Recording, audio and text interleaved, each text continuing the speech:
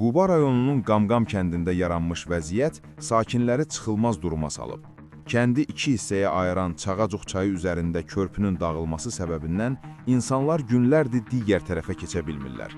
Sakinlərin sözlərinə görə, əvvəllər çayın üzərində dəmir konstruksiyalı körpü olub və həm piyadalar, həm də nəqliyyat vasitələri ondan rahat istifadə edib.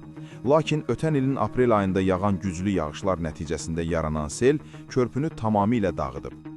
Bundan sonra kənd cəmaatı öz vəsaiti hesabına körpünü yenidən bərpa edib. Ancaq bu dəfə də uzun ömürlü olmayıb.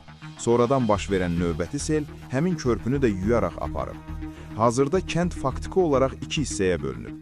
Sakinlər bildirirlər ki, çayın digər tərəfində qalan evlərə getmək üçün insanlar məcbur qalaraq suyun içindən keçirlər. Bu isə xüsusilə yaşlılar, uşaqlar və xəstələr üçün ciddi təhlükə yaradır. Günlərdir kəndin digər tərəfinə gediş-gəliş yoxdur. Xəstəsi olan da var, uşağı olan da. Heç kim maraqlanmır ki, bu insanlar necə hərəkət edir, necə ərzaq alır. Bəlkə ac qalanlar var, deyə kənd sakinləri narazılıqlarını dilə gətiriblər. Hazırda vəziyyət o həddə çatıb ki, hətta traktor belə çayı keçə bilmir.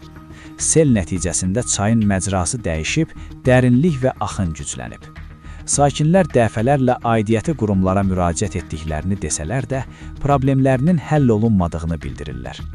Kənd əhalisi heç olmasa müvəqqəti taxta körpünün qurulmasını tələb edir. Məsələ ilə bağlı Quba rayon İcra Hakimiyyəti başçısının birinci müavini Tariyel İbrahimovla əlaqə saxladıq. O bildirib ki, oxşar hallara rayonun bir neçə ərazisində rast gəlinir.